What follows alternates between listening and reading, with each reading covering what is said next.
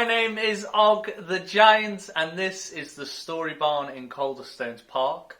Now, we are going to be reading Chapter 9 of Alice's Adventures in Wonderland by Lewis Carroll. Now, as you can see, I've spoken to the White Rabbit, and he's allowed me to let me borrow his ears, which is fantastic. I think I suit them. I think I suit them better than the White Rabbit, but that's just my opinion. Now, we're going to do a recap of Chapter 8. Now, what we found is Alice is playing croquet with the Queen. It's all crackers. Lots of things are going on. The Queen is not a very nice person. Keeps beheading people left, right and centre for very small problems. If there even a problem at all. And we've got the king. We've got these pack of cards that are her soldiers and courtiers, and we've got guests and children. It seems like a jam-packed, very busy place. Lots going on. Lots of colours again in this beautiful garden. And then Alice is speaking to the Cheshire Cat. When the king just doesn't like the cut of his jib, doesn't like the look of the cat, and asks the Queen, look, can we behead this guy for no reason at all? And the Queen goes, yeah, behead it, yeah, whatever, behead it. And when they try to, the cat disappears, does the good old Cheshire Cat way, disappears. Beautiful. And then there's a very comical moment at the end of the chapter where the king and the executioner are running up and down trying to find the cat, and everyone else has left them to go play croquet. So that is where we're up to, and I think we should just get cracking on, guys, because the tension is building, and I think it's gonna we're nearly with a few more chapters, nearly at the end, so I think it's gonna blossom into something beautiful at the end. So let's crack on. Okay, guys, this is Alice's Adventures in Wonderland by Lewis Carroll, presented by the Storybarn. Chapter 9, The Mock Turtle Story. You can't think how glad I am to see you again, you dear old thing, said the Duchess, as she tucked her arm affectionately into Alice's, and they walked off together. Alice was very glad to find her in such a pleasant temper, and thought to herself that perhaps it was only the pepper that had made her so savage when they met in the kitchen. When I'm a duchess, she said to herself, not in a very hopeful tone though, I won't have any pepper in my kitchen at all. Soup does very well without. Maybe it's always pepper that makes people hot-tempered. She went on, very much pleased at having found out a new kind of rule. And vinegar that makes them sour, and chamomile that makes them bitter, and barley sugar and such things that make children sweet-tempered. I only wish people knew that, but then they wouldn't be so stingy about it, you know. She had quite forgotten the Duchess by this time, and was a little startled when she heard her voice close to her ear. You're thinking about something, my dear, and that makes you forget to talk. I can't tell you just now what the moral of that is, but I shall remember it in a bit. Perhaps it hasn't won, Alice ventured to remark. Child, said the Duchess, everything's got a moral, if only you can find it. And she squeezed herself up closer to Alice's side as she spoke. Alice did not much like her keeping so close to her. First, because the Duchess was very ugly, and secondly, because she was exactly the right height to rest her chin upon Alice's shoulder. And it was an uncomfortably sharp chin. However, she did not like to be rude, so she bore it as well as she could. The game seems to be going on rather better now, she said. 'Tis so, said the Duchess, and the moral of it is, oh, 'tis love that makes the world go round. Somebody said, whispered Alice, that it's done by everybody minding their own business. Ah, well, it means much the same thing, said the Duchess, digging her sharp little chin into Alice's shoulder, as she added, and the moral of that is, take care of the scents, and the sounds will take care of themselves. How fond she is of finding morals and things, Alice thought. I dare say you're wondering why I don't put my arm round your waist, the Duchess said, after a pause. The reason is that I'm doubtful about the temper of your flamingo. Shall I try the experiment? He might bite, Alice cautiously replied, not feeling at all anxious to have the experiment tried. Very true, said the Duchess. Flamingos and mustard both bite, and the moral of that is, birds of a feather flock together. Only mustard isn't a bird, Alice remarked. Right as usual, said the Duchess. What a clear way you have of putting things. It's a mineral, I think, said Alice. Of course it is, said the Duchess, who seemed ready to agree to everything that Alice said.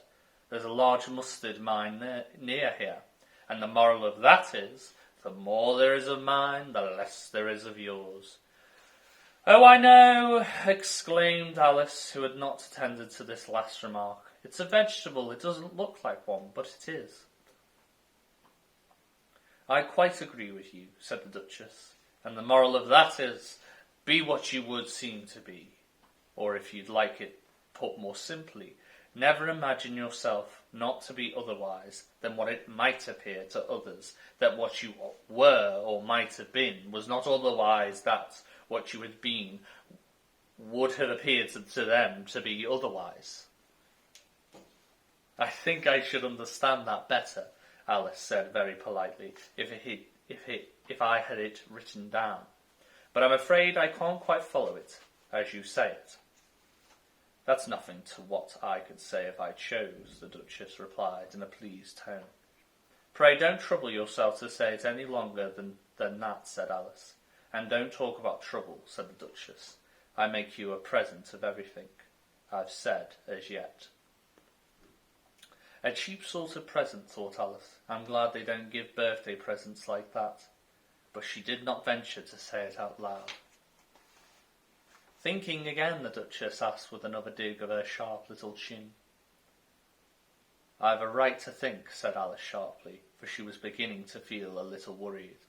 Just about as much right, said the Duchess, as pigs have to fly.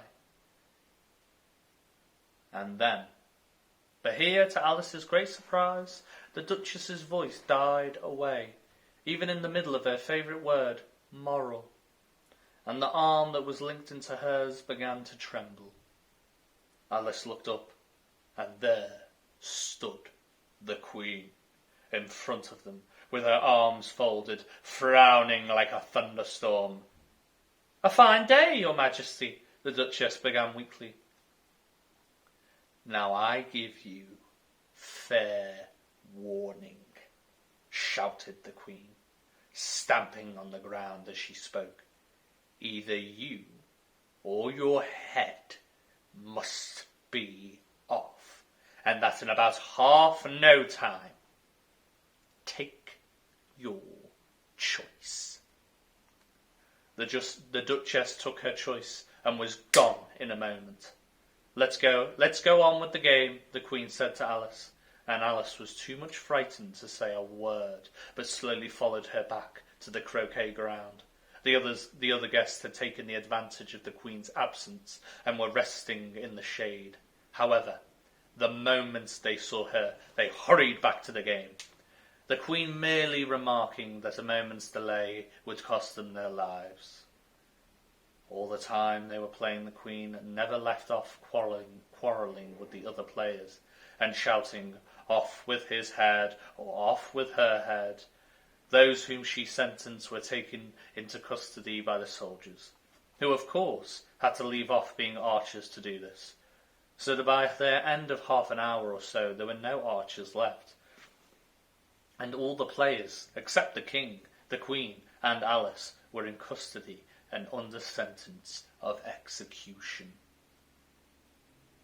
Then the Queen left off quite out of breath and said to Alice, Have you seen the mock turtle yet? No, said Alice. I don't even know what a mock turtle is. It's the thing mock turtle soup is made from, said the Queen. I never saw one, or heard of one, said Alice. Come on then, said the Queen, and he shall tell you his history. As they walked off together, Alice heard the King say in a low voice to the company generally, "You are all pardoned." Come, that's a good thing, she said to herself, for she had felt quite unhappy at the number of executions the Queen had ordered. They very soon came upon a Gryphon lying fast asleep in the sun. "Up, lazy thing," said the Queen, "and take this young lady to see the Mock Turtle, and to hear his history. I must go back and see after some executions I have ordered." And she walked off, leaving Alice alone to speak to the Gryphon. Alice did not quite like the look of the creature, but on the whole she thought it would be quite as safe to stay with it as to go after the savage Queen. So she waited. The Gryphon sat up and rubbed its eyes. Then it watched the Queen till she was out of sight. Then it chuckled. "What fun," said the Gryphon, half to itself, half to Alice. "What is the fun?" said Alice. "Why, she," said the Gryphon. "It's all their fancy, that. They never executes nobody, you know. Come on." Everybody says come on here, thought Alice, as she went slowly after it. I never was so ordered about in all my life. Never. They had not gone far before they saw the Mock Turtle in the distance, sitting sad and lonely on a little ledge of rock. And as they came nearer, Alice could hear him sighing as if his heart would break. She pitied him deeply. "What is his sorrow?" she asked the Gryphon. And the Gryphon answered, very nearly in the same words as before, "It's all his fancy, that. He hasn't got no sorrow, you know. Come on." So they went up to the Mock Turtle, who looked at them with large eyes full of tears, but said nothing. "This here young lady," said the Gryphon, She wants to know your history, she do." "I'll tell it to her," said the Mock Turtle in a deep, hollow tone. "Sit down, both of you, and don't speak a word till I've finished." So they sat down, and nobody spoke for some minutes. Alice thought to herself, "I don't see how he can ever finish if he doesn't begin." But she waited patiently. "Once," said the Mock Turtle at last, with a deep sigh, "I was a real turtle." These words were followed by a very long silence, broken only by an occasional exclamation of from the Gryphon, and the constant heavy sobbing of the Mock Turtle. Alice was very nearly getting up and saying, "Thank you, sir, for your interesting story," but she could not help thinking there must be more to come. So she sat still and said nothing. "When we were little," said the Mock Turtle, more calmly, though still sobbing a little now and then, "we went to school in the sea. The master was an old turtle. We used to call him Tortoise." "Why did you call him Tortoise if he wasn't one?" Alice asked. "We called him Tortoise because he taught us." "Alice," said the Mock Turtle angrily, "really you are very dull. You ought to be ashamed of yourself for asking such a simple question," asked the Gryphon, and then they both sat silent and looked at poor Alice, who felt ready to sink into the earth. At last the Gryphon said to the Mock Turtle, "Drive on, old fellow, don't be all day about it," and he went on in these words. "Yes, we went to school in the sea, though, you may believe it." "I never said I didn't," interrupted Alice. "You did," said the Mock Turtle. "Hold your tongue," added the Gryphon, before Alice could speak again. The Mock Turtle went on. "We have had the best of educations, in fact. We went to school every day." I've been to a day school too, said Alice. You needn't be so proud as all that. With extras? Asked the Mock Turtle, a little anxiously. Yeah, said Alice. We learn French and music. And washing? Said the Mock Turtle. Certainly not, said Alice indignantly. Ah, then yours wasn't a really good school, said the Mock Turtle in a tone of great relief. Now, at ours, they had at the end of the bill French, music, and washing, extra. You couldn't have wanted it much, said Alice, living at the bottom of the sea. I couldn't afford to learn it, said the Mock Turtle with a sigh. I only took the regular educational course.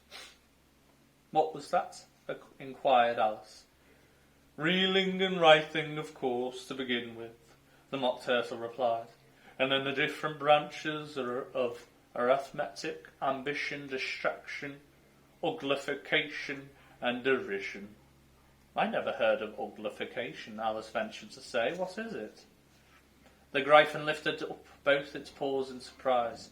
What? Never heard of uglifying? It exclaimed. You know what a beautify is, I suppose? Yes, Alice doubtfully. It means to make anything prettier. Well then, the Gryphon went on, if you don't know what to uglify is, you must be a simpleton. Alice did not feel encouraged to ask any more questions about it, so she turned to the Mock Turtle and said, What else had you learnt? Well, there was mystery, the Mock Turtle replied, counting off the subjects on his flappers.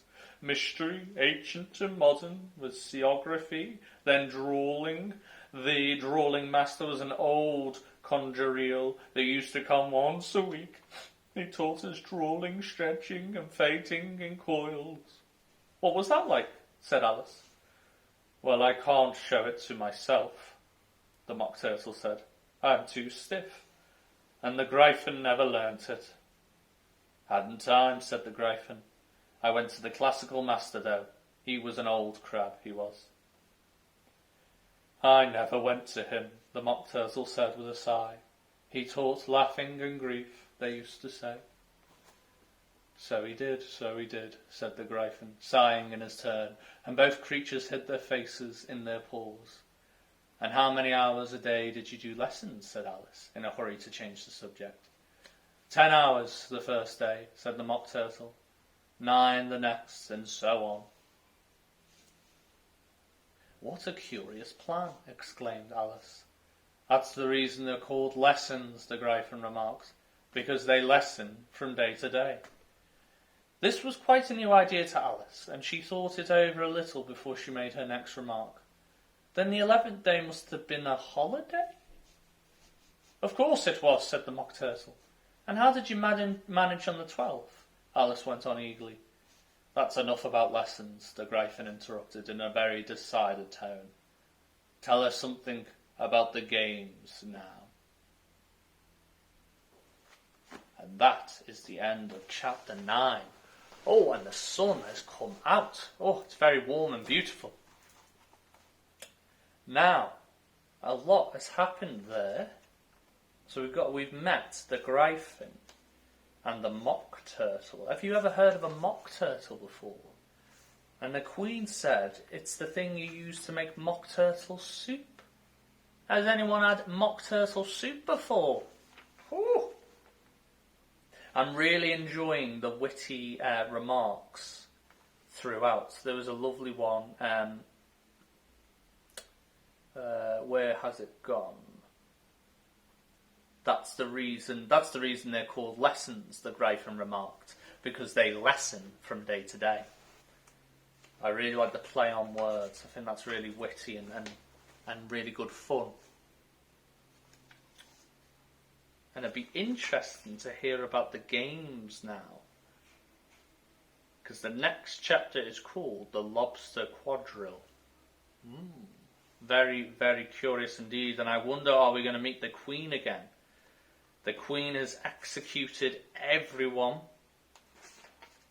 And she's just left her, the king, and Alice. I mean, how will you rule? How will you lead? If you're killing everyone left, right and centre, that's so curious. But then, interesting, the Gryphon said she doesn't really behead them, you know, which I find interesting.